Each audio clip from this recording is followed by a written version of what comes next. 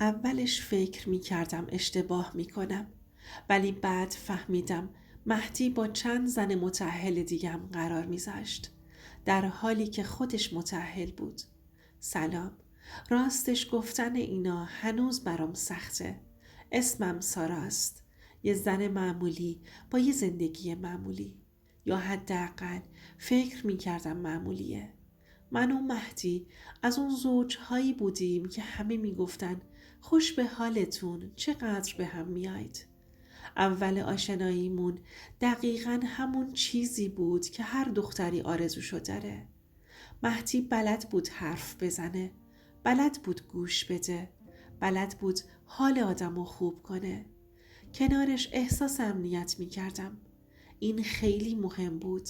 جوری بود که وقتی شب سرمو میذاشتم رو بالش با خیال راحت میخوابیدم، چون فکر میکردم مرد زندگیم کنارمه. بعد از ازدواج صمیمیتمون بیشتر هم شد.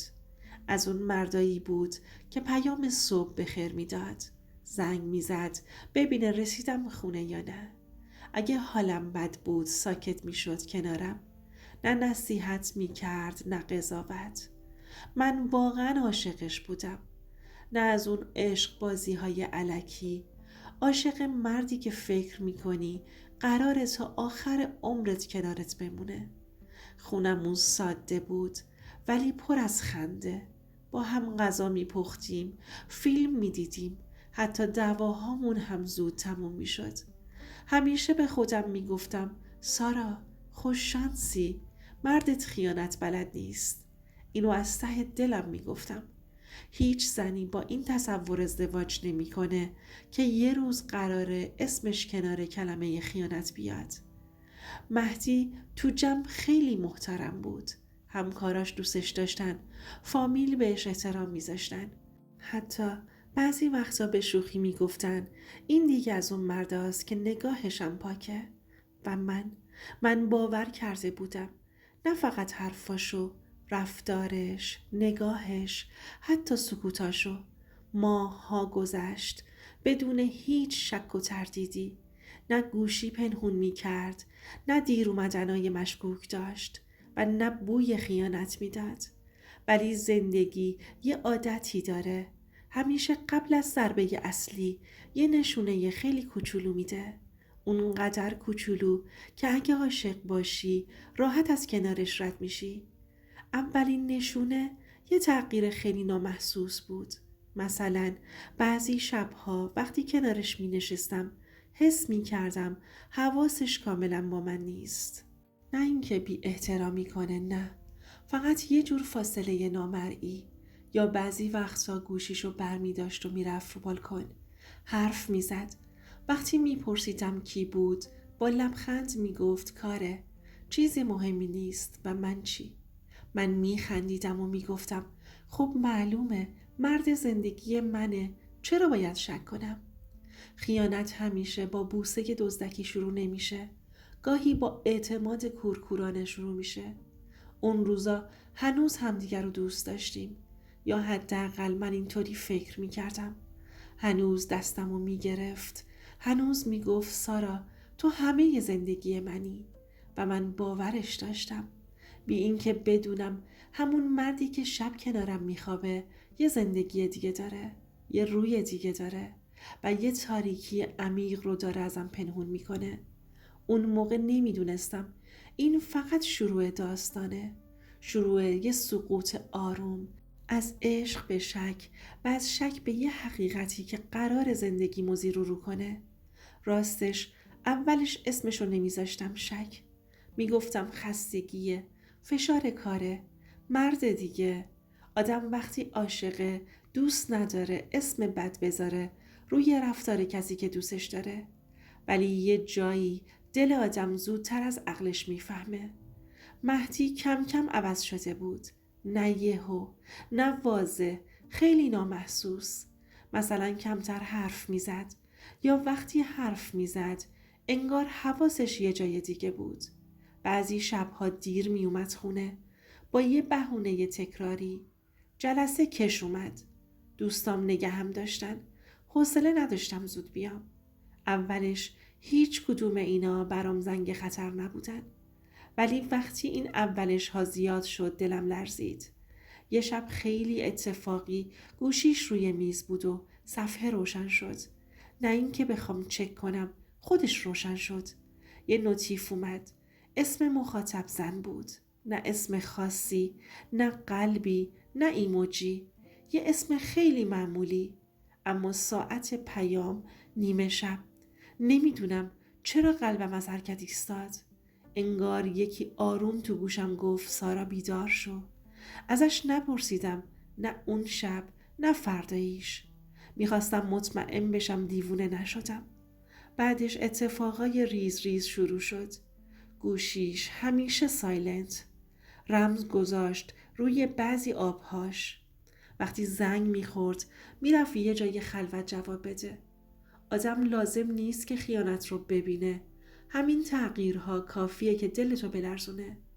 یه روز توی ماشین یه عطر زنونه حس کردم. نه بوی من بود، نه بوی آشنایی. گفتم شاید مسافر سوار کرده، شایدم تو محل کار. ولی چرا انقدر ذهنمو درگیر کرده؟ شبها دیگه خوابم نمی برد. هی به سقف نگاه می کردم و از خودم می پرسیدم نکنه دارم بزرگش می کنم؟ نکنه بی دلیل دارم زندگیمو خراب می کنم؟ تا اینکه یه اتفاق افتاد. یه چیزی که دیگه نمیشد نادیده گرفت. یه پیام اومد از یه شماره ناشناس. فقط نوشته بود تو تنها زنی نیستی که بهش اعتماد کرده. دستم یخ کرد. چند دقیقه فقط به صفحه گوشی خیره موندم. جرأت نداشتم جواب بدم، ولی جواب دادم. شروع شد. حرفها تیکه تیکه، با مکس، با ترس. یه زن متأهل دیگه بود. گفت مدتیه با مهدی در ارتباطه. نه اون جوری که زن و شوهرن. یه رابطه پنهونی. دلم میخواست گوشی رو پرت کنم. گفتم شاید دروغه. شاید کسی داره زندگیمو به هم میریزه. اما تموم نشد. 2 روز بعد یه پیام دیگه. یه زن دیگه. بعدش دوباره یکی دیگه. همشون یه نقطه مشترک داشتن. مهدی.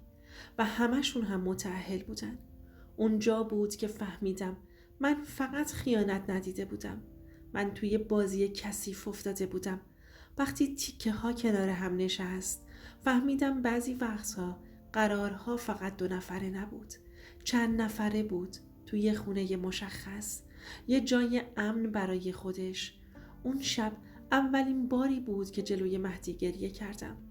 نه دعوا، نه فریاد. فقط پرسیدم تو از من چی کم داشتی؟ نگاهم نکرد. سکوت کرد و سکوتش از هر اعترافی دردناکتر بود. اونجا فهمیدم این فقط شک نیست. این حقیقته که داره با لگد میزنه به قلبم. و من هنوز نمیدونستم قرار یه روز با چشم خودم همشونو کنار هم ببینم. بعد از اون پیام ها دیگه سارای قبل نبودم. نه خواب درست داشتم، نه اشتها، نه حتی حوصله ی حرف زدن. همه چیز تو ذهنم تکرار می شد. اسم ها، پیام ها، زمان ها و یه آدرسی که چند بار اسمش اومده بود. اوایل می گفتم نه محاله، من دارم خودمو شکنجه می کنم. ولی یه صدایی تو سرم می گفت اگه نری و نبینی تا آخر عمرت شک میمونه. اون روز به مهدی نگفتم کجا میرم. لباس ساده پوشیدم. بدون آرایش. انگار میخواستم خود واقعیمو ببرم جلوی حقیقت. وقتی رسیدم جلوی اون خونه قلبم داشت از سینه میزد بیرون.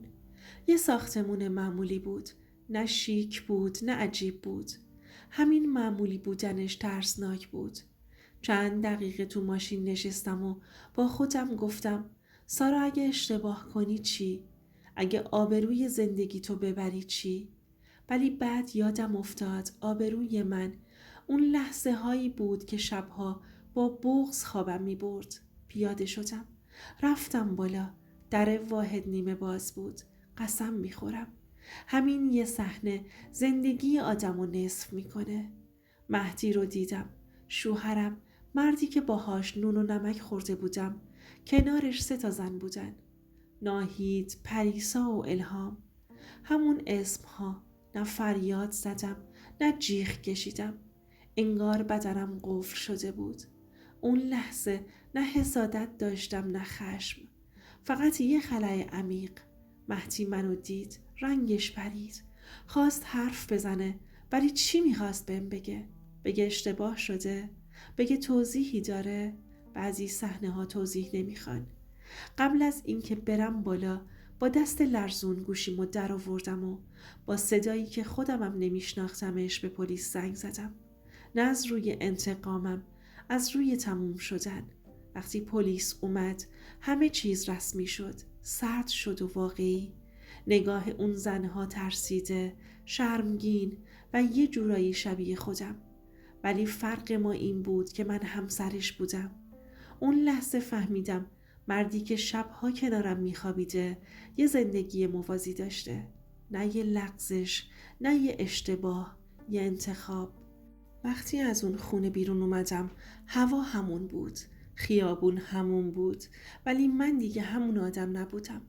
همون جا بود که فهمیدم عشق اگه با دروغ قاطی بشه خطرناکترین چیز دنیاست. و هنوز داستان من تموم نشده بود، چون بعد از اون روز باید با دنیایی روبرو می شدم که اسمش جدایی بود. بعد از اون روز دیگه هیچ چیز سر جاش نبود. نه خونه، نه خانواده، نه حتی خودم. وقتی پلیس همه چی رو صورت جلسه کرد و من از اون خونه اومدم بیرون، انگار تازه فهمیدم پام روی زمین نیست.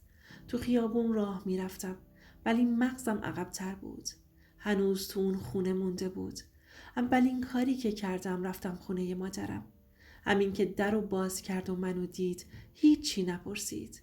فقط بغلم کرد و من اونجا طاقتم دیگه تموم شد. گریه هام از اون گریه هایی بود که صدا نداره ولی جون آدمو میگیره. میگفتم مامان، من چی کم گذاشتم؟ من کجای این زندگی اشتباه کردم؟ چند روز بعد مهدی زنگ زد. بارها پیام پشت پیام. صداش رو گوش نکردم ولی پیاماشو دیدم. اولش انکار، بعدش توجیه، بعدش هم طلب بخشش. آدمی که خیانت میکنه اول از همه به شعور طرف مقابلش خیانت میکنه. میگفت تو فقط زن منی، اونا هیچی نبودن، اشتباه کردم. ولی من دیگه دنبال جواب نبودم. من جوابمو دیده بودم. خانواده ها درگیر شدن. یکی میگفت آبروتون میره، یکی میگفت ببخش مرد دیگه، یکی میگفت تو زیادی بزرگش کردی. هیچ کس نمیپرسید سارا حالت چطوره؟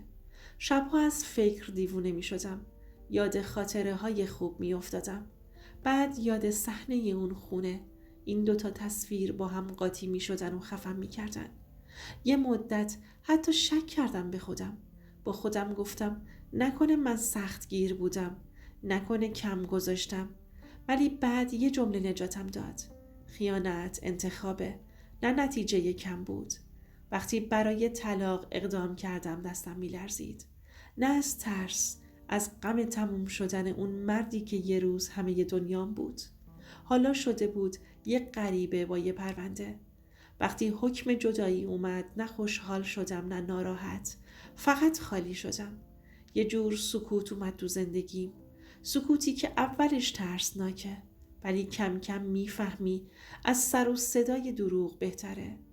اون روز فهمیدم بعضی آدما فقط برای یه فصل از زندگی هن، نه برای همیشه. و من داشتم آروم آروم خودمو از زیر آوار میکشیدم بیرون. بعد از طلاق زندگی یهو قشنگ نشد. اینا رو کسی بهتون نگفته. آدم آزاد میشه ولی زخمهاش هنوز تازن. مدتها طول کشید تا دوباره بتونم تو آینه به خودم نگاه کنم و از خودم بپرسم چرا من؟ شبهایی بود که یاد خنده هاش میافتادم. یاد اون روزهایی که فکر میکردم قراره با هم پیر بشیم و بعدش یاد اون خونه، اون صحنه، اون واقعیت. اما یه روز وسط یه صبح معمولی یه چیز تو دلم تغییر کرد. فهمیدم من قربانی نبودم. من زنی بودم که به موقع بیدار شد. خیانت فقط شکست عشقی نیست. خیانت شکستن اعتماد یه آدمه و کسی که میتونه این کارو بکنه اگه 1000 بار هم فرصت داشته باشه دوباره تکرارش میکنه. من یاد گرفتم عشق بدون احترام فقط یه وابستگی خطرناکه. امروز دیگه دنبال مقصر نمیگردم. نه خودم رو سرزنش میکنم نه حتی اونو. فقط از خودم محافظت میکنم و حالا میخوام از شما یه سوال بپرسم. واقعا جواب صادقانه بدین. اگه جای من بودید میبخشیدید یا همون کاری رو میکردید که من کردم؟ واقعا دلم میخواد نظرتون رو بدونم. نظرتون، تجربتون، حتی مخالفتتون همش برام مهمه. دوست عزیزم، اینم از داستان امشب. اگه این داستان حتی یه لحظه باعث شد به رابطتون فکر کنید یا یه تلنگر خوردید، لطفاً لایک یادتون نره. و اگه دوست دارید داستانهایی رو بشنوید که هنوز خیلی ها جرأت گفتنشو ندارن، حتما کانال رو سابسکرایب کنید. اینجا قراره صداهایی شنیده بشه که سالها خفه شده. مرسی از همه شما که تا آخر داستان کنارم بودید. مراقب دلهاتون باشید، چون همه لیاقت اعتماد شما رو ندارن.